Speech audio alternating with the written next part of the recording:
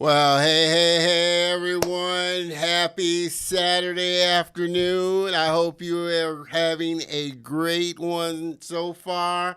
And we're back. My name is Don Terrell, and we are back for another great episode of The Color of Motion, where I like to say stories come in all shades. And I highlight people of color and diverse backgrounds in the industry of motion graphics, animation, visual effects, cartoons, and comics. This space that I love so much. I want to thank you for joining me today. You know the drill. Say hello where you're tuning in from so I can give you a shout out for sure. I appreciate you, as always, supporting the show. Like I said, you can check us out live on LinkedIn, YouTube, and Facebook. If you happen to be checking from Facebook, you're going to have to tune in and be a part of our new Facebook group. Facebook.com/groups/The Color of Motion. Come join the community. We're starting to get it kicked off. A lot of people are joining. Great engagement. A lot of great industry news. So definitely want you to be a part of the community for sure. Of course, like I said, you can always check the show out on my LinkedIn profile, but I always kind of like to suggest that people tune in to my YouTube page. Subscribe, youtube.com/Don Terrell.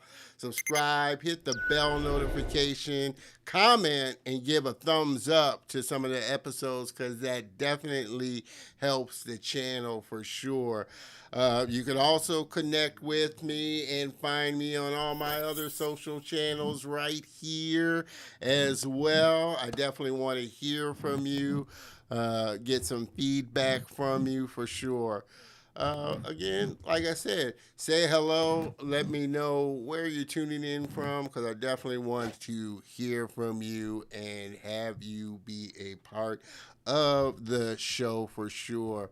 We definitely appreciate any support and help that you give so that we can continue to level up the show for sure. And if we do, we are definitely going to give you a shout out and give you a props. Put you on the show. Say a big thank you. Like I said, your name could go here. You could throw a little bit in the tip jar. We're always appreciative of everybody that supports the show for sure. Like I said, we got a lot of great things planned for the upcoming months. Like I said, this year is going by so quickly.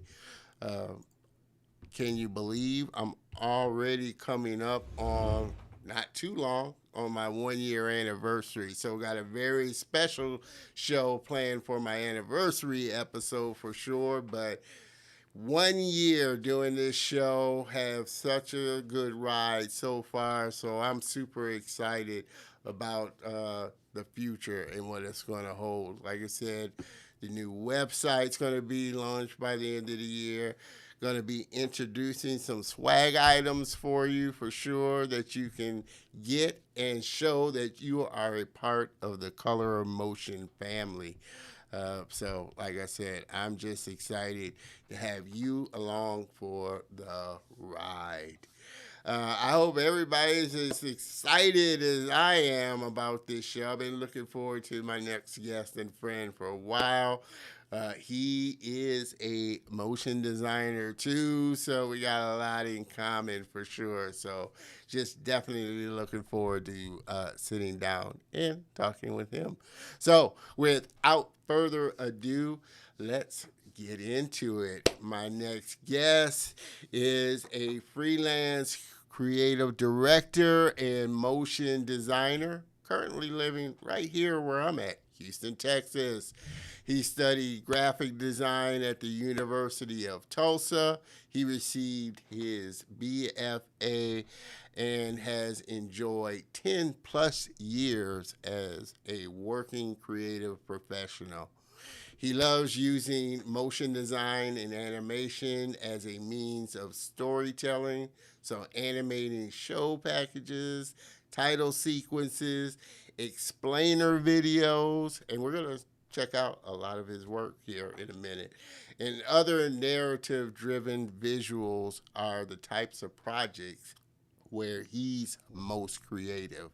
As he continues learning his craft, his hope is that one day he'll be able to tell the stories he's always wanted to tell. And we're going to dive into that as well to add his puzzle piece to the greater whole of society. Without further ado, everybody, please help me welcome my very special guest and friend, Mr. Justin Brown.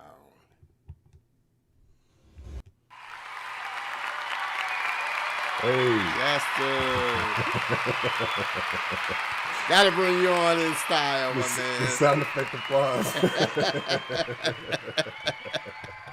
Yeah, we're not quite in the studio, but we got to make sure we bring you on in style with a studio audience there. So, appreciate you, brother, coming on and gracing us with your presence for sure. Well, so, been looking. Thanks for having me, man. Thanks for having me, man. It's an honor. I love what you're doing with Black creatives. I think it's needed. Because we got to share our stories together, I feel like. So we know that we actually exist. For the longest time, I didn't know other Black creatives existed. So, like, it's super cool what you're doing, man. Yeah, I appreciate that. And it definitely lets me know I am on the right track for sure. Like I said, we're going to dive into a lot of that in a minute. But I definitely want to, kind of let everybody see your greatness there. So everybody, check out just some of what he can do.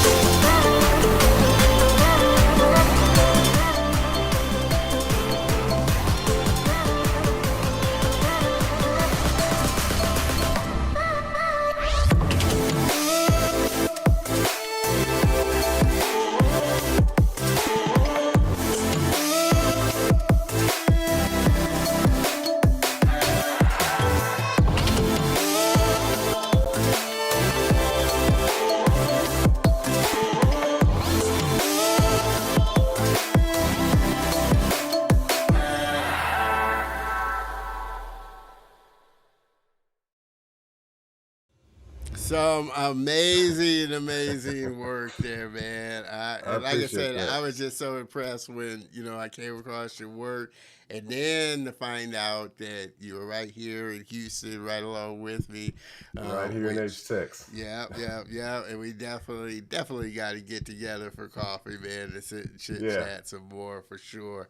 And like I said, it's interesting because we kind of share a little bit of the same background. You started in, like you said, you went to school for graphic design, kind of traditional graphic design, or more. Yeah. So I went to school for graphic design, but that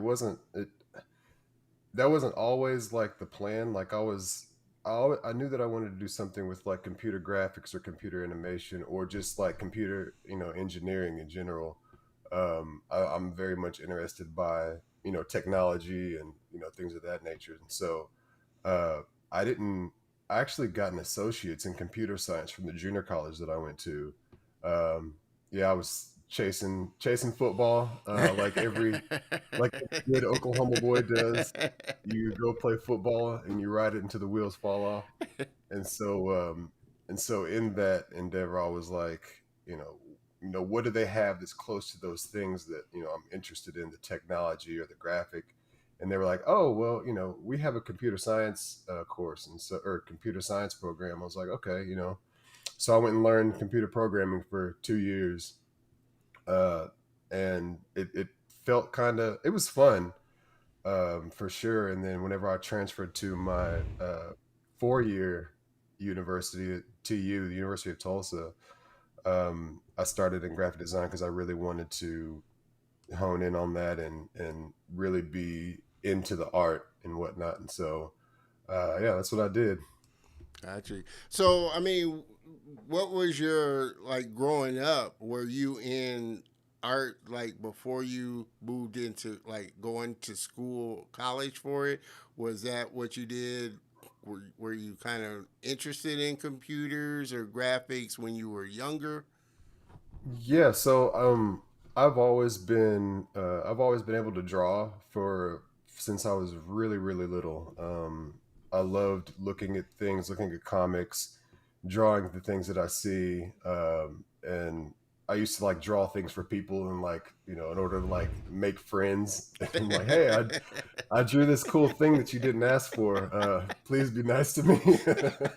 And so so it wasn't really like for just the interest of drawing. It was more like, I love this thing, and hopefully they might love it too, type of thing. And so I wasn't really exposed to a whole lot of art where I grew up, I guess. Okay.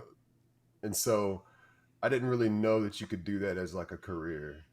And so and I guess that's kind of how design melted into it, because it was like, oh well, you're an artist, you can also be a graphic designer. I was like, okay, well, what is that? And so I had a Photoshop class in high school and whatnot, and I really liked it, and I was like, okay, this is pretty cool. I can get with this.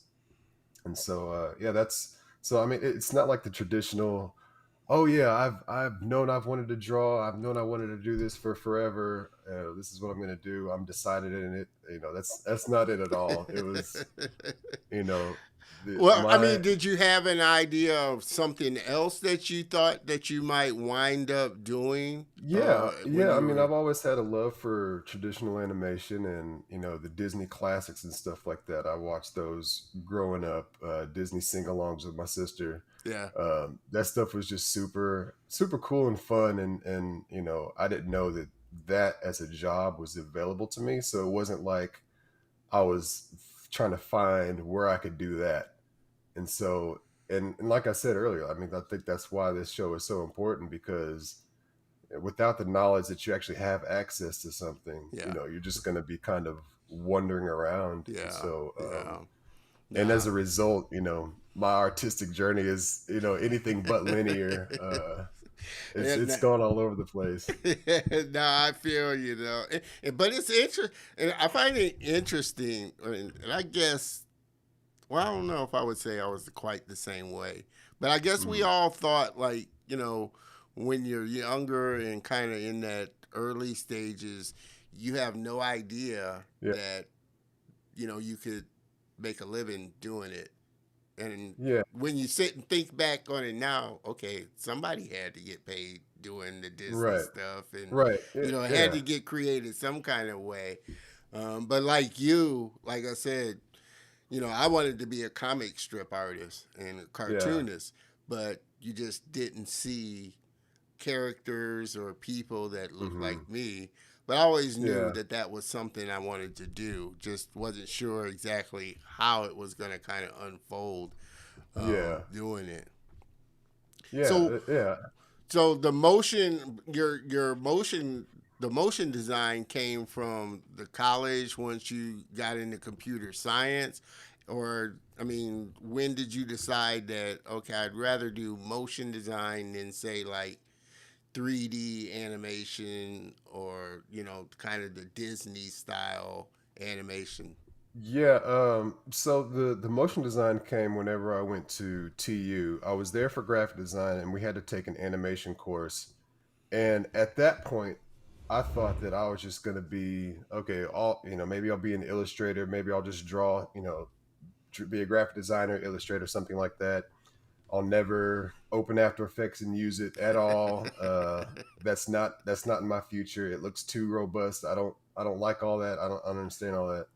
And so we had to take a course in it, and so I started really getting into it. And I was like, oh, this could be pretty cool. And one of the assignments that I did, I posted it on YouTube, and it was a song by Kanye West, J Ivy, and J Ivy, Jay Z, and Kanye West. Never Let Me Down. So I had done this lyric video to that, and we were only supposed to do like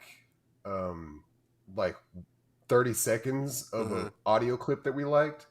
But I was like, hey, I really want to do this. I don't really know how I'm going to do this. And so she graded me on the first 30 seconds, but I spent the next like 2-3 weeks, like every night in the graphics lab trying to get this done. And I created the most messiest project file I've ever created in my life.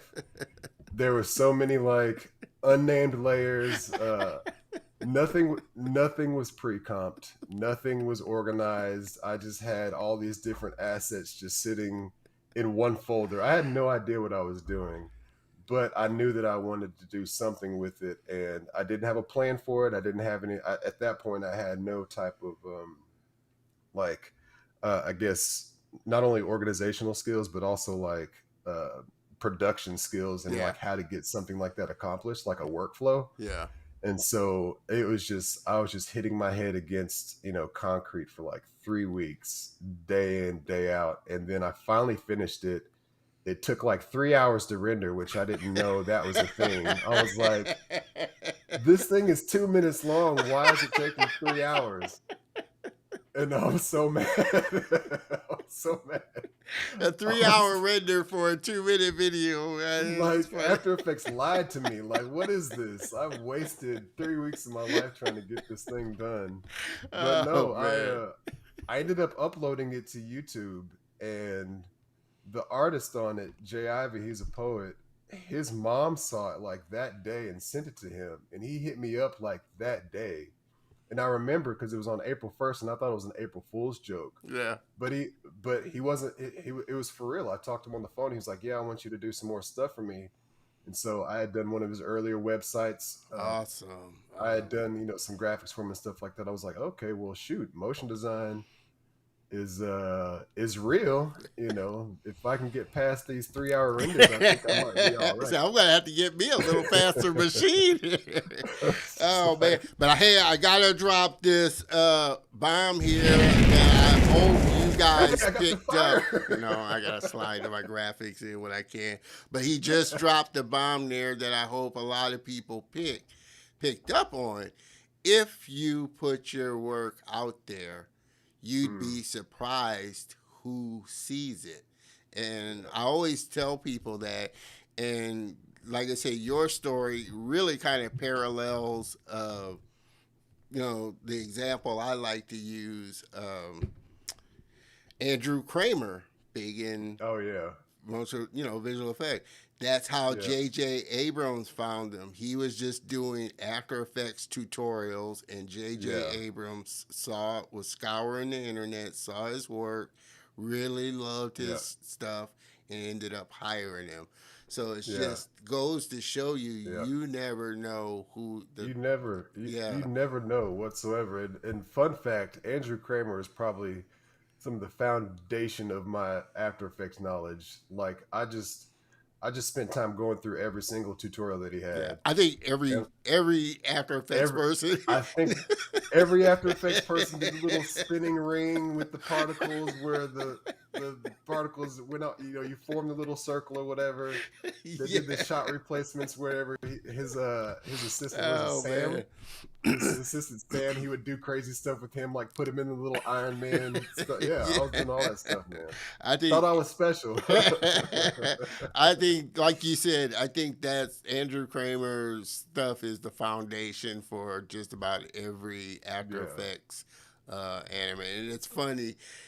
I saw him do a YouTube video where he was just going through like different movies, picking out his plugins that people had Yeah. used on it. So it's like you can tell the stuff that he does, but he's such a talent, and just so giving to the community and Yeah. the knowledge that he does for sure. So obviously, you kind of found an affinity Yeah. for motion graphics and kind of worked through just the cumbersomeness of production and being Yeah. efficient in After Effects. When do Yeah. you think you felt like you hit your stride as far as okay, I know why I should pre-comp things and how I should keep things Oh organized. man. It's been like a long ongoing journey, but if I'm completely honest about feeling like confident and hitting my stride in motion graphics, I'd probably have to say that was like maybe 3 or 4 years ago. And this was I was a full-time employee, and it just got to the point where somebody could ask me to do something and I would have it in my mind already. Like I would have the project built in my mind already before I sat down. Mm, I had gotten so used to doing certain tasks in After Effects. I'm like, okay, all I got to do is pre-comp that, put that on the timeline there. Okay, inside of that composition, we'll do this, this, and that. And so a lot of times I had, if it was already designed, especially if I didn't have to design it, if it was already designed, I could already look at it and say, okay, this is going to go in this comp. This is going to be offset like here. I'm going to animate this scale of that one. I'm going to do this. yeah. And then I'm going to camera over all that and slide it over. And like I already knew how the file was going to be set up. And so I started to become even more efficient with that. And I just had a lot of practice at my old Yeah. job of, doing common broadcast motion design tasks that it just kind of became second nature. And so, yeah, I was really thankful for that. Gotcha. I'm curious. How was your parents kind of as far as inspiring your creativity growing up? I mean, I know how some parents are, but I mean, I know mine. She saw I had talent, and she Yeah. encouraged it, but didn't quite figure out how. I think you better have a fallback or something like that type of thing. Uh, so my mom and dad, they are not dream killers. They have been nothing but 100% supportive. And there's a story. My mom swears she doesn't remember this, but a while back, whenever I was in like first or second grade, remember I told you like I like to draw stuff and give my artwork to people, so like be my friend and stuff like that, right? So like I was drawing this turtle that was on like this pencil box in like first or second grade. I can't remember what grade it was. And so I was just drawing it. I just kept looking at it and drawing it for, oh, I want one. I want one. Justin, can I have one? Yeah, sure. And so I was just drawing stuff, right? And so and then the teacher came up and she was like, oh, did that's so nice. Did you trace that? And I was like, I didn't know what trace actually was. I was like, no, what is that? And she was like, oh, you put that over and then you trace it. And I was like, no, I looked at it and then I drew it over here on this paper. And then she thought I was lying. And so, no, well, it's tragic because you laugh now, but like, I went to like this private school, Uh, right? I went to a private school from like kindergarten through fourth grade. And so I was already only one of maybe five black people in that school mm, mm, whatsoever, and they all yeah. thought we were all related, but that's a whole nother story. so like so I'm in this private school, this black kid who is now I'm this teacher thinks I'm lying to her. I got sent to Yeah. the principal's office, right? And Wow. so I got sent to the principal's office, and I told my mom everything that happened. And then she doesn't remember this, but I remember it very vividly. And she was just like, some people don't understand, Yeah. that, kids have talent, you have a gift, keep practicing it. And then my dad was just like, hey, you're really good at this. Draw people of color. Yeah. And so Yeah. Yeah. That's that's awesome that they did that. that's exactly how it happened. That's great. And it's interesting you said that because like you said, it's so easy to crush a kid's dreams Yeah. or aspirations. And Yeah. I don't think a lot of adults sometimes don't quite get it when they and a lot of them may say it and they're not thinking that it's a hurtful thing, but Yeah. kids take things and absorb them Oh very yeah. differently. And I was fortunate, like I said, I had a lot of great teachers. Like I said, my mom saw my talent and knew I had Yeah. talent. Counselors that really helped me when I did decide, hey, this was something I wanted to do. And they said, well, okay, yeah, you're really good at it. Let me help Yeah. you find schools that you can go and really nurture your talent. You know how some teachers or some counselors may steer you down a Yeah. different path or think that you should Yeah. go down this road. Yeah. um, it's so inspiring to have people that really support you and support your dreams and your talent for sure. Yeah. Yeah. Yeah. Not once were they ever like, "Oh, I think you should do something else." Not once. Yeah. Not once in my life did they ever steer me in another direction that they thought was better for me or that I'd become more successful. Like anything that I was doing, like they were there front row watching it. And so, yeah. Awesome, awesome. Mr. E Sneaker. That's a cool name, E Sneaker.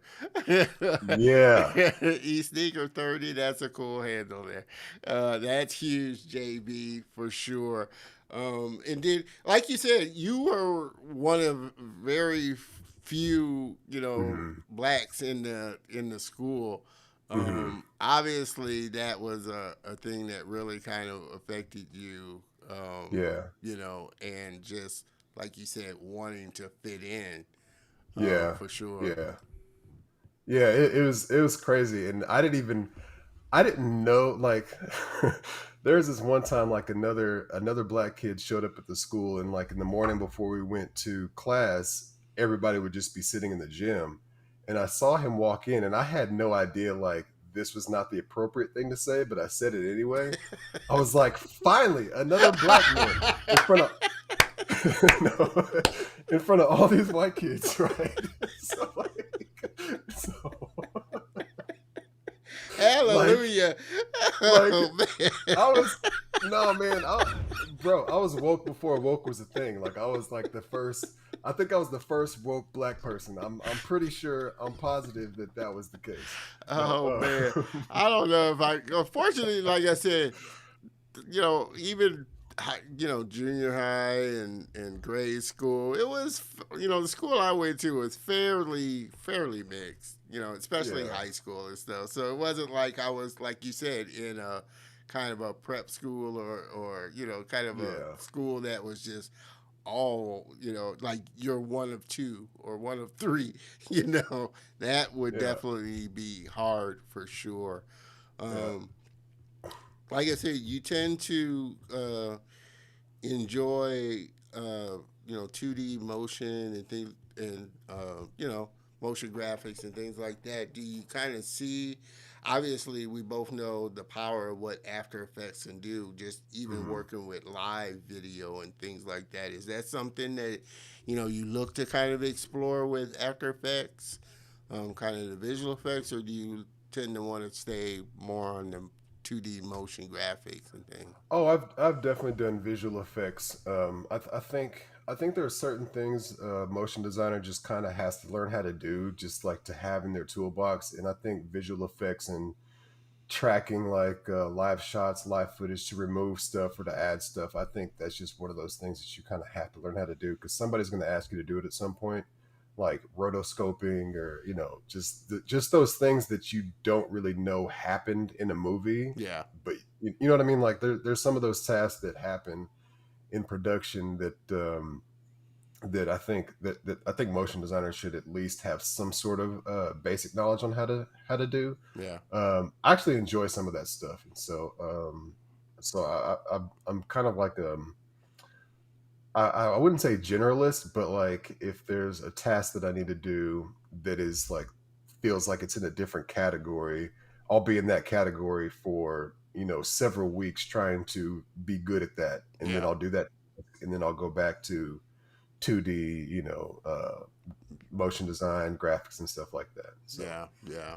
Yeah. So what would you say has been kind of the most challenging thing that, you've had to tackle? I mean, you kind of said that, when you do get a project, you already kind of got it worked out, but has there been something where you sat down and said, I have no idea really how I'm gonna do this? um, no, the most challenging thing for me is always time, and like when somebody has an idea for a project and they say, okay, this is what we want to do with this thing, what do you think about it? I'm always thinking in terms of, okay, what's the best story that we can tell, and how long and how much time do we have to build this thing to tell this story? So if it's this huge story and it has a lot of moving parts and you need it in a week, excuse me, to me that's like the most challenging thing. It's Mm, like, okay, how can I condense this down to where we still hit the main story points, to where it still feels cohesive, it still feels like something, and it still says something. And so I think I I don't approach projects like as far as I don't approach projects as far as like I don't know if I can do that. I'm looking at more so what's the best way to tell this story, mm-hmm. with and I might have to look up how to do certain things too, right? It's not like I'm only saying yes to the things that I know how to do. Yeah. Yeah. You know what I mean? Yeah. So, Pushing but your yeah, I talent. think I think the most challenging thing for me has always been like time, Time. uh, whenever I'm approached with the project and whatnot. So yeah. Gotcha, gotcha. So obviously, with your graphic design kind of background, do you also do the storyboarding as well, or? Yes. I'd So part of the process that I go through if I'm doing like an explainer video, especially, I'll go through storyboards, to try to set the pacing of the story, to try to say, okay, here are the story beats, here's what's going to happen here, here's what's going to happen here, here's the flow of everything. And then once that's sort of approved, then I kind of go into the design and illustration aspect of it, because now that the client knows what the story is actually going to be and the things that are going to be represented on the screen in that story, I can actually go make those things look like something. And so that's the design and the illustration process. And so then once they approve that, then they've approved the story, they've approved how the story is going to look, and so now it's a matter of only focusing on animation. And so that's part of what I was talking about, of not really having like a workflow before, where I could have planned out this 2-minute sequence and not spent 3 or 4 weeks on it, just because I was doing it in a linear fashion. Like, okay, I'll animate this, I don't know what I'm going to do after this. Okay, well, maybe we can do this. Oh, well, if I have to do that, I'm gonna have to go back and erase what I did before a little bit to kind of connect those Yeah. two things. And so storyboarding really helps that process, where you don't have to be surprised by what's going to happen next or what's going to happen before. And then also that process has greatly helped me business wise, like not have a bunch of revisions, Mm. because the client is only focusing on one thing at a time. Like, I'm not going to go and animate and design this whole entire thing and then have you make notes about the order of the story. That's Yeah. that's just Yeah. that's a disaster. And so Yeah. I let them I let them approve the storyboard. I let them approve the mood board even before that.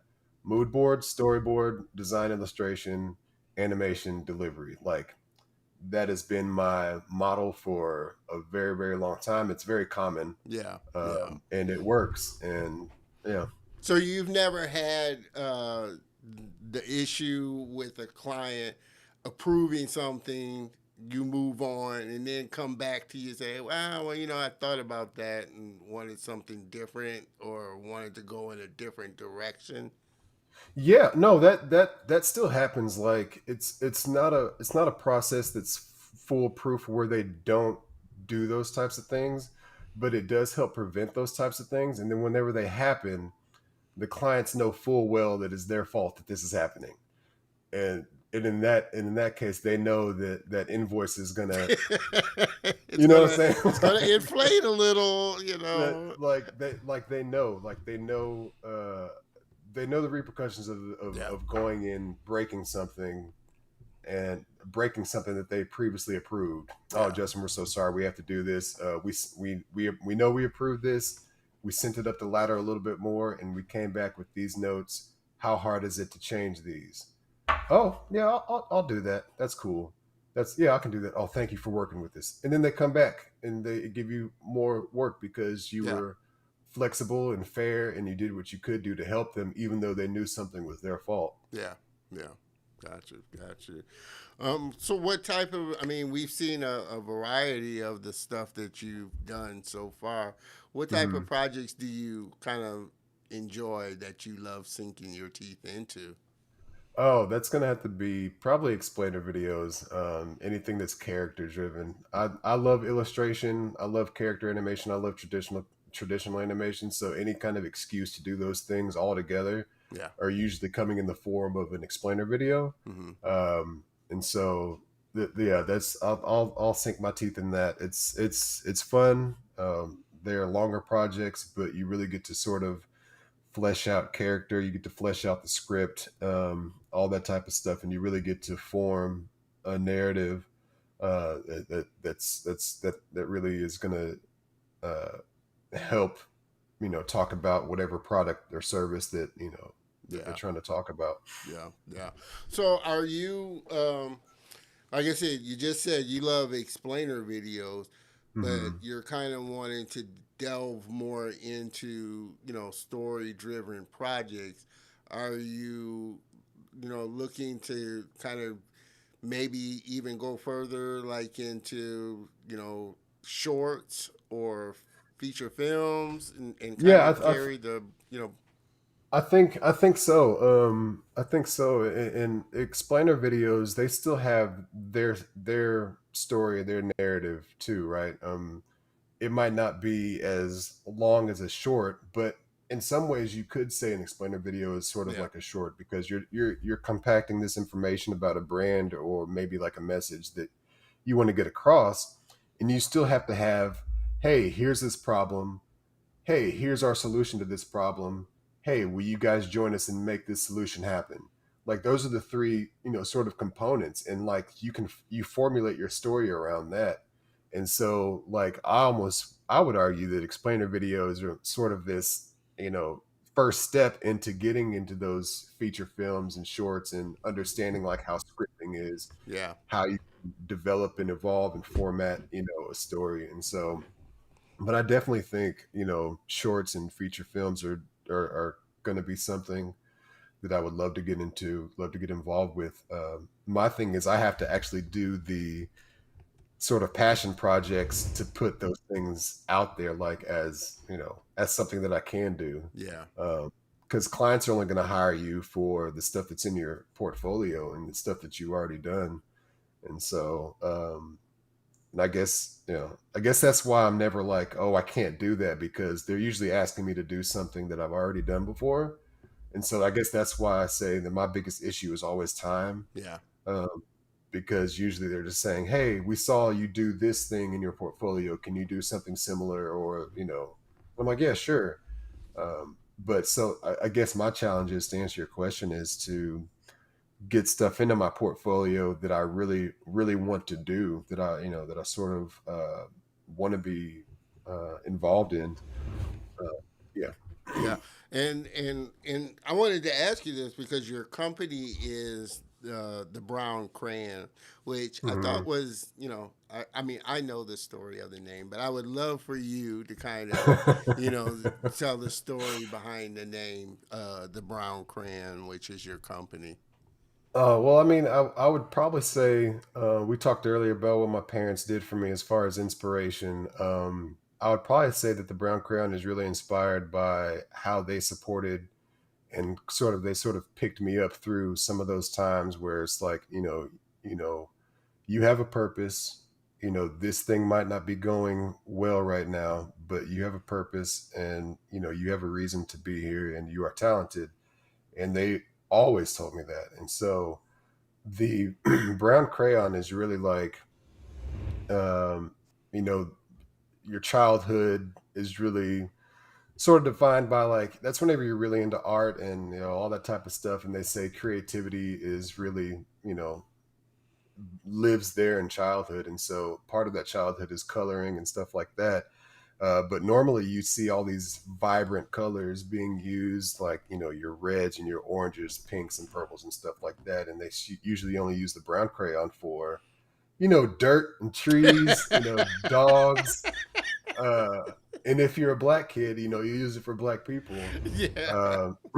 Um, and so it's really just a metaphor, like, hey, the creator of this thing has a purpose for it. And whenever it's in the right hands, that purpose will be fulfilled. And so, like, that's what the brown crayon represents. It's like, you as an individual, you as a company, people might underestimate your abilities, but you have a purpose. You're supposed to be here, and people need your talent. And so, like, that's the whole idea behind the brown crayon. It's like the one that was forgot about is going to be the one that just slaps you in the face, and makes you not forget ever again. For sure. Got to give a horn on that one. Got to give a shout out to that. So where do you? Well, let me back up. What was your decision? Just going freelance, as and like I said, you worked for different companies. When did you finally say, I want to, do this on my own, and build something on my own? Well, being a full time freelancer is something that I've always really wanted to do. But I have to be very intentional about. I had to be very intentional about when and how that I did it, because I'm not by myself. Yeah, I have a wife, 3 kids. We're all twins. working. Everybody's got Yes, twins. yeah, yeah.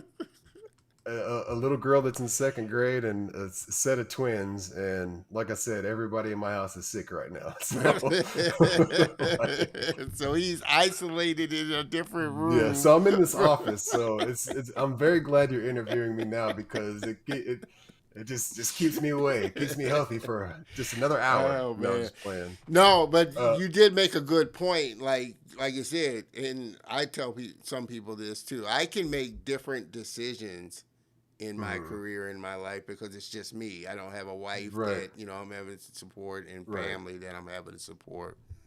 Right, yeah, and so then that was the whole thing. Like, I've always wanted to be a full time freelancer. There were a few times whenever I would get these opportunities for retainers, and talking to, my old bosses and colleagues. Shout out Jason Madding, shout out Jerry Cooley, talking to them about, like, how to do it, because they both had their own businesses and they were freelancers. They had, like, a lot of experience. And so they're like, oh, you want to get 3 or 4 good clients that are always returning, probably some retainers and stuff like that. That's what you want to do. And so I would go out and set out to do that, and then I would get them. I'm like, okay, cool. This might be the thing. It might be it. And then they'd be like, oh, actually, Justin, we don't need you on retainer Retainer. after all. And Yeah. it's like, well, I'm going to set my alarm clock so I can get up and be at work on time tomorrow, because that's definitely where I'm going. I'm not staying home to be to do this. So, like, yeah, and it's just a lot of that happened over the past 9-10 years, that I was working at my former place of employment. And so, and it was just getting my name out there, just emailing a bunch of people, just blind emailing a bunch of people. I called some people too, just to make sure they got my blind email. And it was just like, look, listen, So if you don't answer this email, you don't answer this phone call. Don't look. Producers, if you don't want us calling you, don't put your number in your email signature. I uh, promise, because I'm calling you. I'm Too calling funny. you. I'm gonna be on your mind. And you're like, okay, let's use that one dude right there because I can't remember anybody else. So Hey, it's all about staying top of mind and building yeah, relationships, and you can't yeah, do that without, like I said, just being persistent. Is the yeah. thing. So, who would I mean? Is that who you tend to target, producers, or I mean, who would you say your ideal client is, and who do you kind of you know target when you're trying to? Well, as far as getting work, your target should be anybody with director or producer in their name. If you're a motion designer, you're not targeting HR. You're not targeting the the finance department or whatever. You're, Yeah, you're talking to people who make the hiring decisions about your creative process. And that's going to be producers. That's going to be your executive directors, your executive producers, your creative directors, your art directors. And so, in that order, I'll go producer, some sort of director, a creative director, or an art director, and then I might even hit up an employee if I don't yeah, see like any of those other people. Like I might hit up a motion designer who works at that place. Hey man, I saw your work, you know, over here. I love your stuff, and just start building a relationship. And I mean like a genuine one. Don't just yeah, like use people. Don't use people for what you think they might do for you because opportunities come from everywhere, yeah, and yeah, I've gotten a bunch of opportunities from random places that people might have been like, oh, that person's not going to be able to do anything for me, like, you know what I'm saying? And so yeah, like build genuine yeah, relationships with people. Don't just use people for your own gain. yeah. um No, but yeah, you I really do have to have some sort of attitude, like somebody at this place is going to hear from me. And so like that's what I did. That's yeah. what I did, like starting like maybe 3 years ago. So as far as, and we're talking a little bit, and everybody that's just tuning in, I'm sitting here having a great conversation with my friend and guest, Mr. Justin Brown, motion designer and creative director of the Brown Crayon, his company. So if you had to pick, now of course you're a business owner, you have your business. Percentage wise, you spend, say, outreach and building versus actually doing the work. How do you balance that?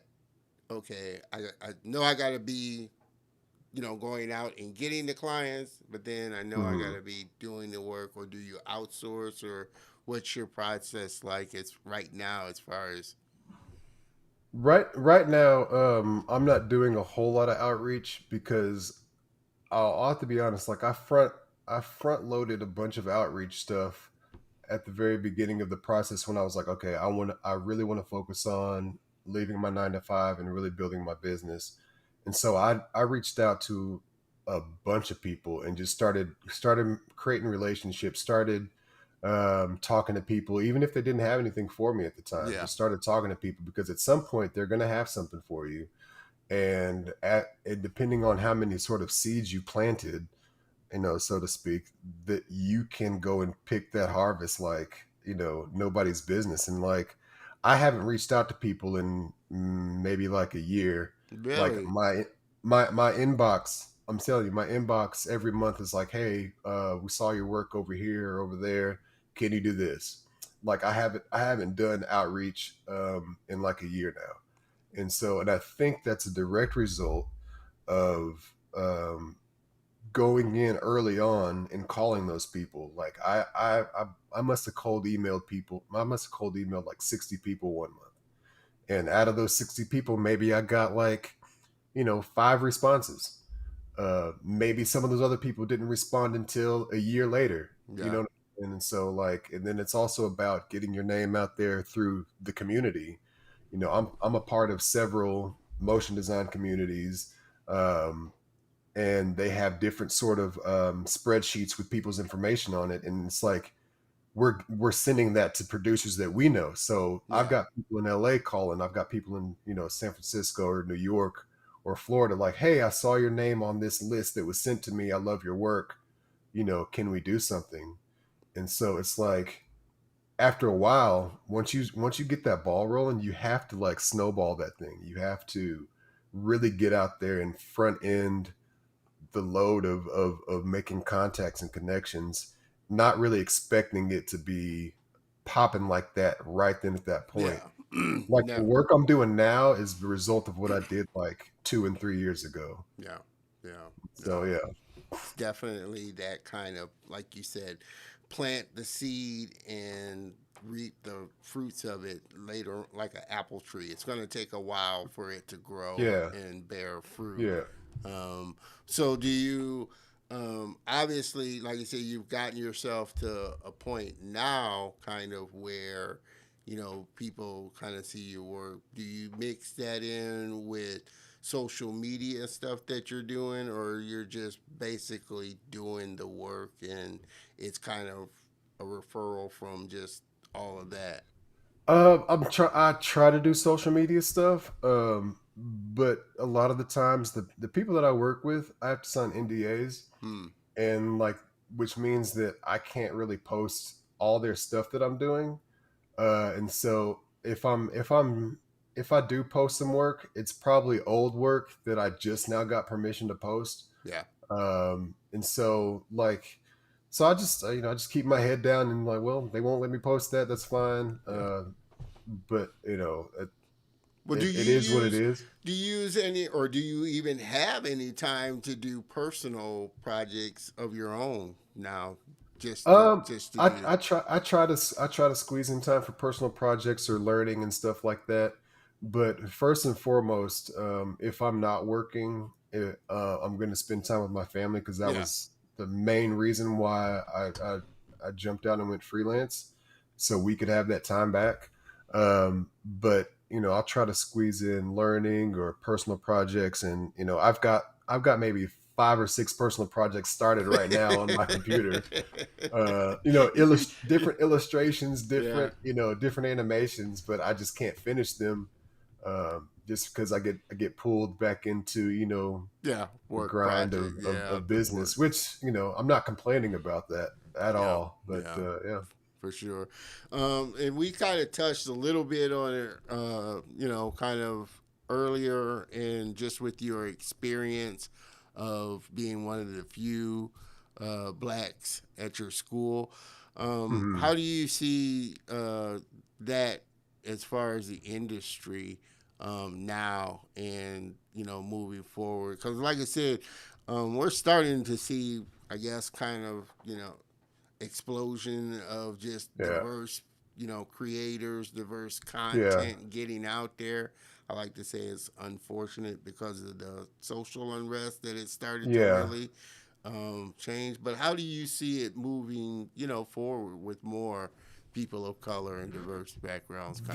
There has definitely been a better move of diversity in like producer and director roles. Um, Whenever I did stuff with Nickelodeon, I was on with 15 of their executives, and there were more women and people of color on that than there were, the traditional white male who Yeah. would in these executive positions. And so, I'm starting to see a lot more of that, which is great. And I have to say, like, a lot of the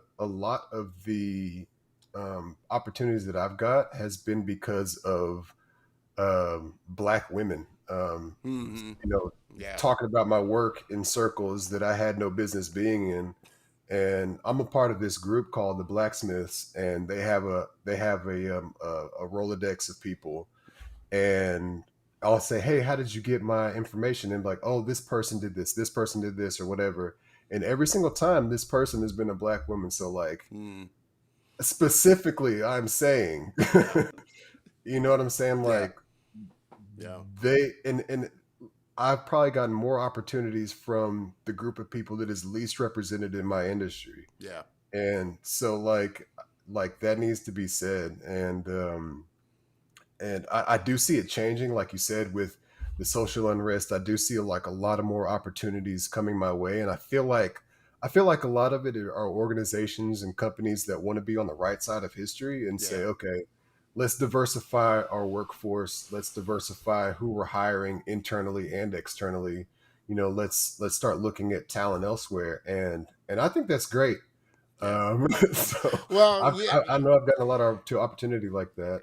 and one to your one point, yeah, I definitely feel like um, and I don't know whether it's a kind of disparaging thing, but there are a lot of women in rising up in the executive roles. Yeah, I would love to see, of course, more black men, start to yeah, rise, but that kind of always did seem like a little thing as far as, women would advance a lot quicker yeah, in executive roles than, say, a black male probably would. But definitely, I think it's something that's good because they're proponents within the machine that's going to really push that yeah, kind of content and diversity yeah, out there. And I like to say, of course, you know, some studios are moving a little bit slower than others, and yeah, and have a little. I always like to give props to Netflix because they're just yeah. they're really cranking out and really The putting yeah out the diverse content and the creators that I've yes. seen coming through there. There's been some really good content on Netflix. I mean, just the other day, I just saw, I forget the name of the show, but they're coming out with another show. I think October 2nd it's going to drop, and it's just a black family being great for 30 minutes. I'm like that's dope.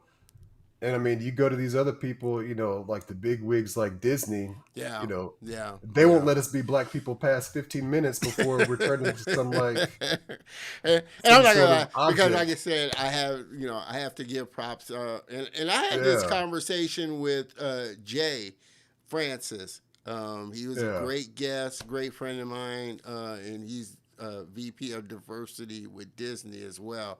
But yeah, I would say, like I said, the thing with Disney is they're such a big company, and they've been around for decades and decades. yeah, I told him I liken them to the Titanic. They're not going to make a quick turn like, say, a yeah, small company or a yeah, company like Netflix can make. It's going to yeah, take them a while. They are making changes for yeah, sure, yeah, but they've been around. They're a big machine that's been yeah, around for so long, doing things a certain way for so long. yeah, yeah. I agree, and I think the crazy thing about that is, one of my favorite animators, Floyd Norman from Disney. Like it's interesting because like I was inspired by his work, and I didn't even know he was doing it. Like I was, like I said, I grew up on the Disney Yeah. classics, and I had no idea like it was a black dude behind all of this stuff. And so like I didn't find that out until 5 years ago even. It's like, man. And see, that's And the so sad thing. That's what I like to say yeah, is the sad thing because there are people of color somewhere in there. They may not have a great ton load, but there are people in there, but that's not who you see or what you see. right, right, right. So sure, for sure. So obviously, what would I mean, your hope to make an impact, the Brown Crayon, what would you want that impact to make as far as inspiring somebody, like I said, like us, younger, a kid, you know, just getting started, a black kid, or even, like I said, a diverse kid that just doesn't see? What would you hope the impact of the Brown Crayon is in the future moving forward to make it? I want the brown crayon to show to give the opportunity for kids to know that the place that they want to go to actually exists, whether that's through content, whether it's through mentorship, whether it's through school programs, whether it's through whatever it is. Because I think about all the places where everybody else said that, oh, I made my first contact when somebody came to my school, or I made my first contact with an internship, or I made I'm like, okay, these are huge touch points for kids. And where I was from, you didn't see that stuff No. with art or design or you know, motion design. You didn't see that whenever I was in high school. Yeah. I didn't see it. I didn't know that it actually existed until college. And so my hope would be that it would be more than just, you know, just an agency doing work. I would want to do impactful work that's like, okay, these are good stories. These are stories rooted in the truth of our culture. These are stories that lift us up.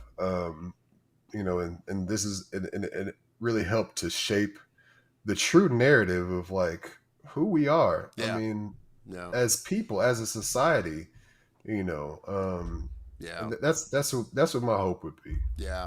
One, I definitely agree with you in the fact that, um, you know, more,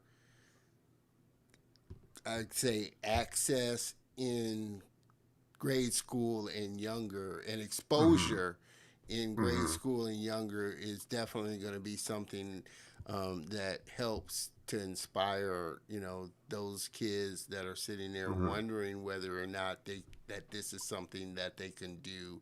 Yeah. I think also the fact that, I mean, it's not quite as bad because during this time, um, this is a great time for content creators because we have such access to a lot of great free software that Hmm. is available, a lot of great tutorials that are available now.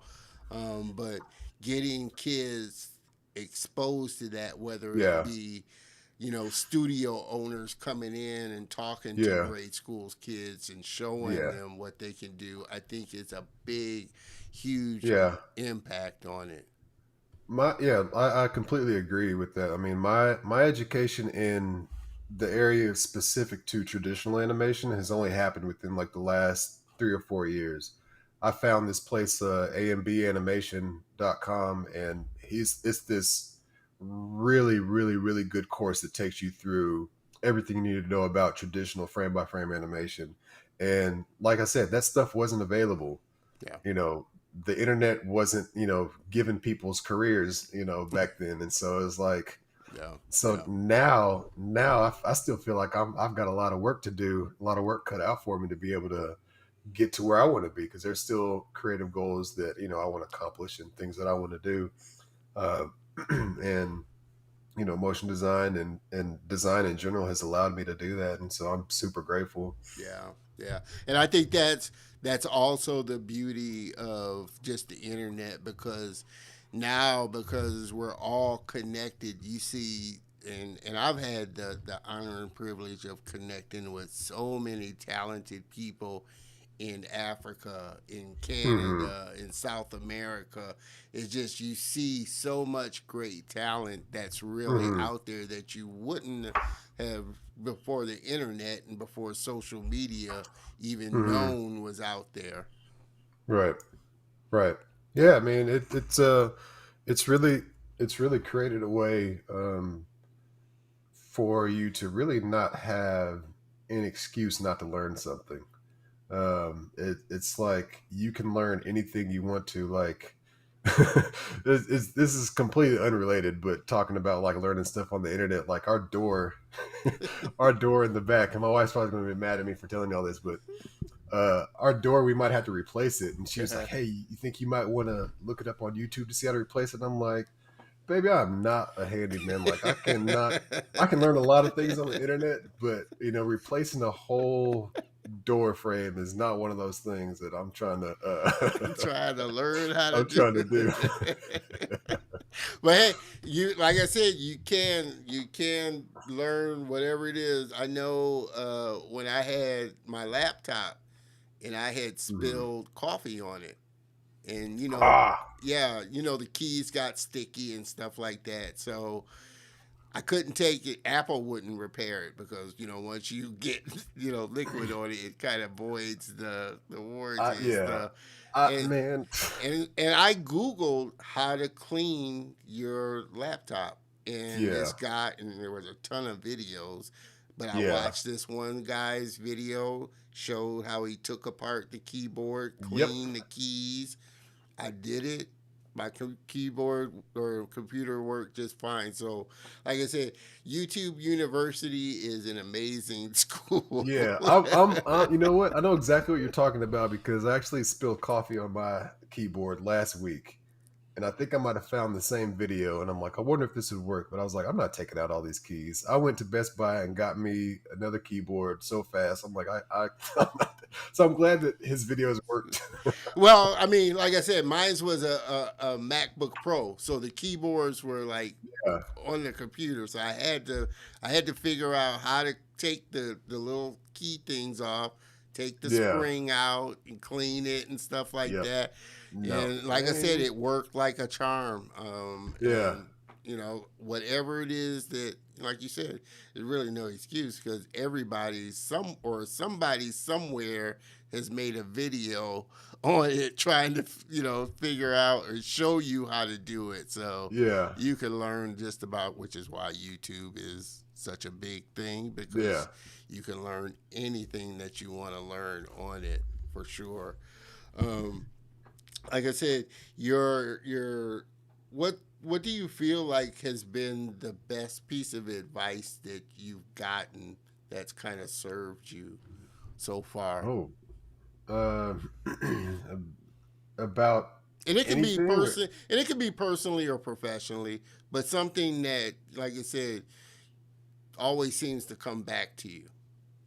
Oh, I would say um, my dad would tell me treat everybody with the same respect, no matter if they're the janitor or the CEO. It doesn't matter. And I think that has helped me create more meaningful and genuine business relationships where people want to work with me. Yeah. Um, and I really, really believe that um, the more genuine we are with people, like the more grace you get from people that, whenever you do make those mistakes or whenever something isn't done correctly. Oh yeah, that's okay. Just yeah, do that and we'll knock this thing out. That's Yeah. great. It's so much uh, better than being sort of like you know some type of freelancers who will be like, oh well, I'm not doing that. Some of them I've seen sort of have this attitude that they might be owed something, and I'm Yeah. like, man, you're going about this the wrong way, man. Like you're dealing with people in the end, and people are only going to work with people that they like, and if they don't like you, it doesn't matter how good you are.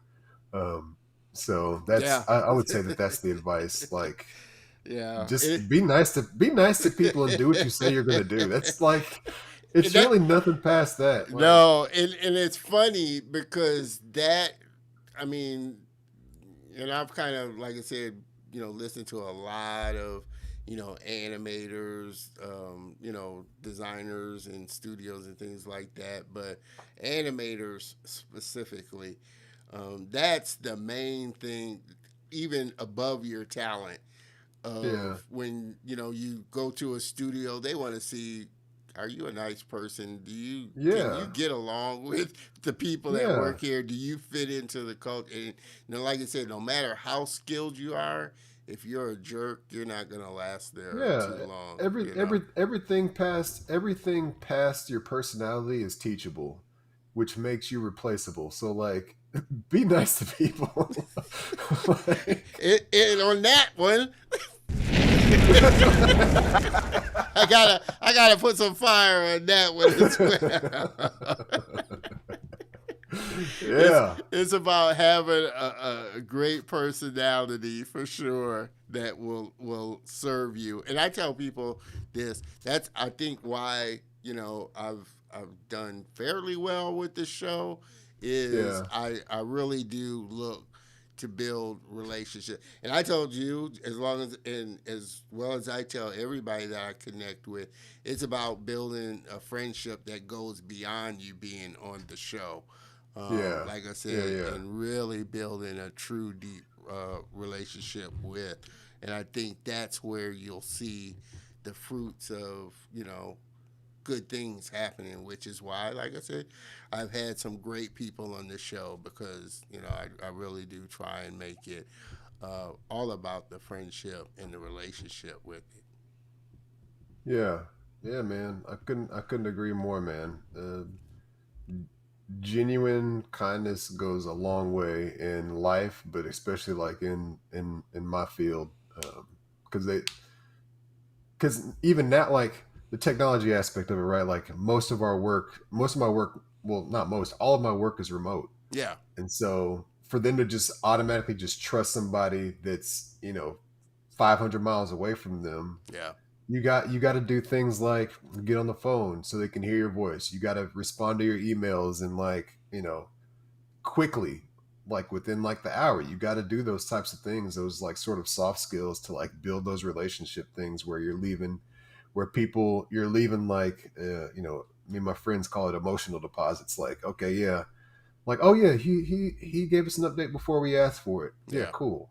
yeah, Like yeah. stuff like that. It's a small thing, but man, they they Goes a go a long long way. way. Yeah, They like go a long way, and then you do enough of that, and then the producer will just be like, "Hey, I need this done by whatever," and then they'll just leave you alone, and you just get to go create, and then come back with something that they like, and you're like, "Okay, cool, yeah, everybody's happy." yeah, yeah, Like yeah. they go a long way.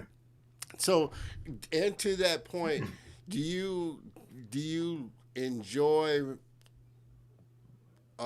the projects that are more structured by clients and they have a fixed idea, or do you enjoy those more where they give you the creative freedom? They say, we kind of want to do this, but hey, take the idea and kind of run with it and come up with something. Which do you kind of find that you enjoy more is better? I mean, as a person who is a creative driven by narrative, I would love to be able to shape what that looks like around a narrative I'm given. If they're saying, "Hey, we have an idea for this. We want to talk about this product or this service or this idea, this, public service announcement or whatever. We really want to drive home this fact. Create, design, illustrate, and animate something for us that's going to say that." I like those types of projects because that's where I get to do everything from start to finish and really be involved and really be intentional about where we infuse certain things in the story. And but I've been on both projects too, though, right? It's like I've been on projects where it's like, hey, Justin, we just need you to animate this one thing, animate it this way, make it do this, and go on about our business, and that's fine. Yeah. So I'll do both, but yeah, obviously, as a creative professional, I love to create, and so that comes from a place of where there's little to nothing there to begin with. Gotcha, gotcha. So, what I mean, outside of your family, what do you use to kind of inspire your creative, your creativity? What other things do you kind of pull from to kind of help inspire that for you? I like watching I'll say TV, like different programs, and then like I think video games are pretty inspirational in how certain characters are assembled, or like there's a show that my kids watch that is just like this. It's just this whole music section, and they have all these different musical pieces and stuff like that, and the artwork on that is really really good. And I'm like, oh, okay, hold up, rewind that, and I'll take a picture of it, and I'll love the illustration work on it, Yeah, and I'll say, oh, and I'll tell my wife, I'm like, somebody's really good at animating. Like they did that part really really well, and so like all that inspires me. I mean, I'll flip through Instagram, that, and I'll get inspiration. I'm like, oh, that's a really cool way that happened. yeah, And so I'll try to also figure out how certain title sequences were made, or like, oh, that's I love the way that's an effect I've never seen before. I wonder how they did that, and then I can kind of go and say like, well, how would I do that? yeah. You know, You and could, so that's a really good way to get the creative juices going. And you don't always nail it, but at least you have some type of reference point as to how you could do something, and that helps you Yeah. later on down the line. Yeah. Yeah. No, for sure. Uh, oh, Mr. E Sneakers, look up. We're gonna throw your comment in here again. I'm gonna go ahead and let you read this because he's obviously a friend of yours. So go ahead and Yeah. So E Sneaker 30. I'm not gonna say his real name in case he doesn't want people to know his real name. Uh, did you ever do pro bono to get your name out? If so, how'd you manage expectations of work input versus received outcomes? Very good question. I have done a lot of pro bono work. Um, so I think the most notable pro bono work I would have done would have been with the artist here in Houston, Toby Nwigwe. So again, a family friend of ours, a black woman said, "Hey, I'm working with this artist. Would you consider doing some stuff?" And that was at the point where I was very intentional about Instagram and trying to get more followers and more business. So like I went about it the way it that I wasn't really taking a loss, but more so investing time into trying to grow my business. And yeah, so at that point, he had like 150,000 followers. And so I had done an album cover. I had done like a 2,000 follower celebration. And then after that, I had done like maybe 6 or 7 weeks worth of content for him. And so yeah, I have done that. And as far as like managing the work expectation and output, I'll just be like, hey, if you want this done, I'll pretty much have to get to it when I can in between type of stuff. And, you you know, know, but it, what came out of that was something very good. And what came out of that was actually the foundation for my freelance career. And yeah, it goes back to my point that I made earlier. Like, you never know who's going to do something for you. And there was actually another motion designer here in Houston who saw that work. He reached out to me and he was like, "Hey, man, it's really good to see another motion designer here in Houston. Let's grab coffee." We never got to grab coffee because of COVID or yeah, whatever, but uh, he reached back out and was like, "Hey, there's this company that I do political work with in DC, and they're looking for motion designer, an editor hybrid, and it's a 3 month gig, and you go out there and you work for 3 months. They pay your day rate, and you and so I was like, that seems too good to be true. So I called them. I was like, hey, you don't know me. Why would you do this for me? And he was just like, hey, man, I just want to pay it forward. It was really good situation for me. You said you're trying to go full-time freelance. And so because of that free work that I did, somebody else who I had no expectation of doing anything for me hands me the foundation for my freelance career now. And so it's like, okay, yeah. So shout yeah. out to Alan, if he's watching. Well, Alan, if 'Cause- you're watching, and it's interesting, like I said, that you said that because like I said, I hear it on both ends of it as far as just the notion of doing, I guess, pro bono or free work from a lot of Mhm. artists or designers. But I guess like you just said, and some of the others would say, being strategic about, okay, I may not get paid for it, but how is this gonna, really benefit me Mhm. as far as, whether it's skill level or whether it's, a connection or just that type of thing. Mhm. Because obviously, like I said, I'm pretty sure you've been approached by clients or people wanting to get work done that are just looking to get, you know, work done. And I think every artist has heard, hey, well, it's exposure for you, that type Yeah. of thing, balancing, the worth of it. Yeah, I'm sorry, I blacked out when you said exposure because that's just a trigger word for me. No, I'm just playing. I think it's a trigger word for every artist. Yeah, I went to exposure. a different place. I think I went to the ancestral plane for a minute, and I was like, "Wait a minute, come back, come back." Uh, Oh man, but like, obviously, like I said, it's balancing, yeah, the value of yeah, what that yeah. pro bono work would be. Right. If you can extract a sort of value that whatever that value may be for you, maybe you just want to do the pro bono work for somebody who really needs it and who's genuine, Yeah. then that's value. If you're trying to do something with your business where it's like, okay, because I mean, sometimes exposure is good, and I'm not gonna say that it's not a good thing, especially if you're early in your career. Like, well, you know, you uh, sort of add sort of process like, okay, what's it going to take for me to get this exposure, and is it worth it for the exposure that I get? Yeah. And so I thought that exposure for me working with him would be something else, but it was something actually better.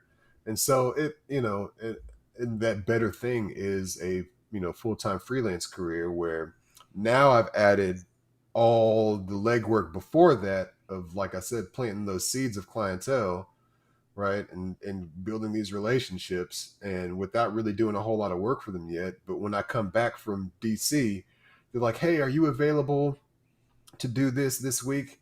And one of the coolest flexes you can tell somebody is like, no, I'm actually booked up right now. I'm Yeah. booked until blah Yeah. blah blah. I'm like, okay, shoot, I'll circle back. And then they circle back, and it's like, It's a good feeling. it is a good feeling. It is a good feeling. And so, yeah. Yeah. No, it's a good feeling for sure. And I just lost my train of thought of what I was going to ask you next. But for everybody, just again joining on and tuning in, we are having the best conversation, like I said, with my friend Justin Brown, motion designer and creative director with the Brown Crayon. Like I said, motion extraordinaire. Um, and we talked about this, like I said, kind of on one of our early calls when you took, we were talking about the School of Motion at the Oh time, and yeah. you took the class, Yeah. which I got turned down when I applied for their thing. So next time around, I will apply again. But do you feel like that's um, another place that really leveled up your kind of motion graphics chops and skills? Yeah, absolutely. I mean, I've taken two courses from that place. I took the advanced motion methods and I took the illustration for motion. And everything that I've learned in both of those courses, I do every single day. It's gotten more confident in certain areas where I was like, I don't know if I should really take this job because I have to do this or that. And so like all that stuff has kind of gone out the window. And then, but the great thing about that community is that it's another community where you can get work. Like, Yeah, people will post jobs there all the time, yeah, like every single day. There's three main places where I get referrals from, and like that's what I mentioned: blacksmiths, Slack, and then the motion design artist Slack, and then I have another freelancer Slack that, like, you got to really get out there and yeah, let people know that you're here. And again, be genuine about it. Like, oh, yeah, they're a nice person. I'm booked right now, but hey, Justin, I'm booked and I have a client looking for somebody. Do you think you'd want to do this? I've got a lot of work like that. yeah, And so yeah, I'll say it again, man. It comes down to being a genuine person, and doing what you say you're going to do. yeah, Um, yeah, and people will find, if you do those two things, people will find you. I yeah, promise. yeah. Definitely, like I said, it goes a long way. Well, Justin, like I said, I've so appreciate you taking the opportunity to come on to the show. And, I've told you this a number of times, and I can't thank you enough for being a part of the Color of Motion family, and coming on and sharing not only your story, but your skills and your knowledge with the viewers. And definitely want to plan to have you back on the show for sure. Like I said, you know, and we talked about this a little before the show. You were saying, "Why would you want me on the show?" Yeah, This man. I'm is like, this is exactly why I want you on the show and wanted you on the show, because, like I said, you're just such an awesome guy.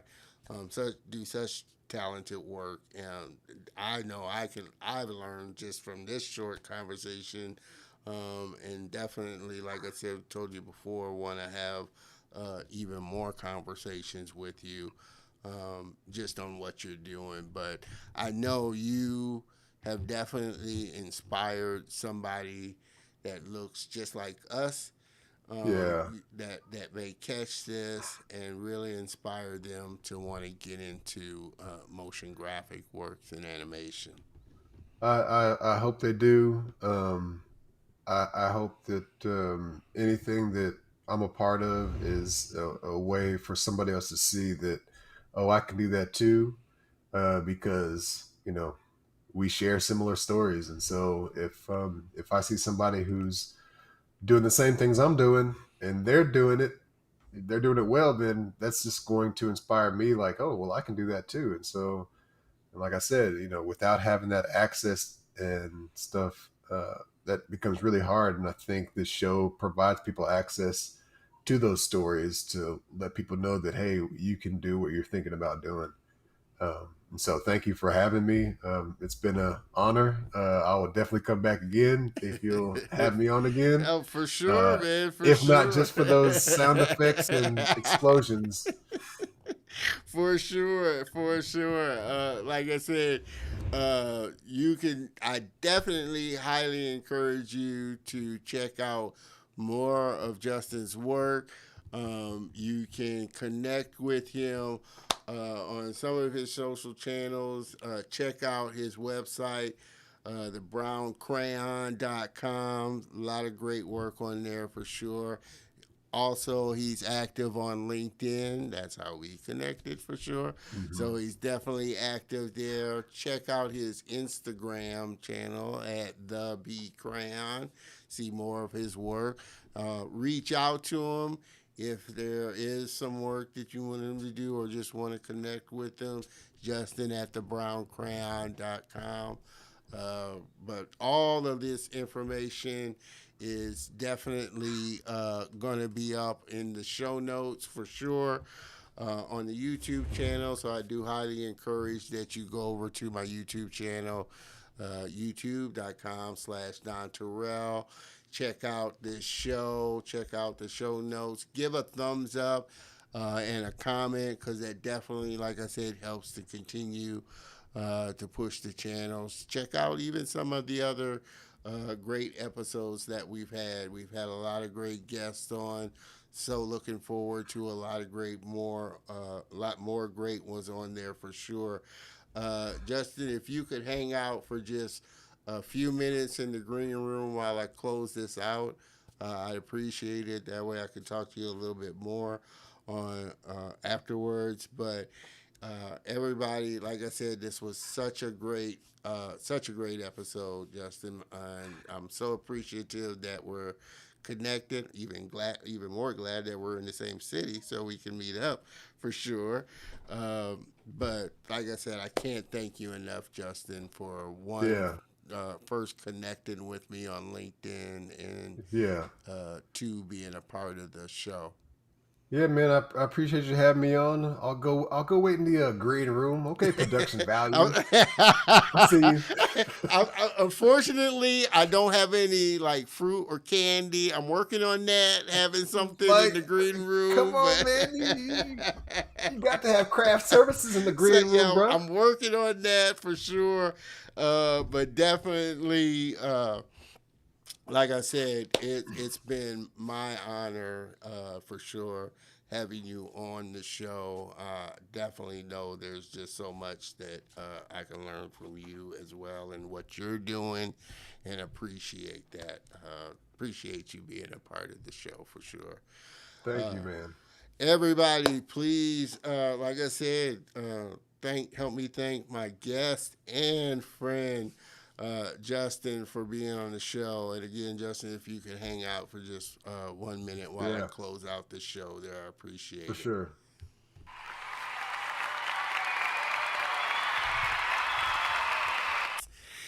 Guys, it's just been, what can I say? Another great episode. Like I said, I so enjoy doing this show every week, and interesting because, like I said, sometimes, you know, the Saturdays can get a little, uh, kind of rough sometimes, and you feel a little less energy.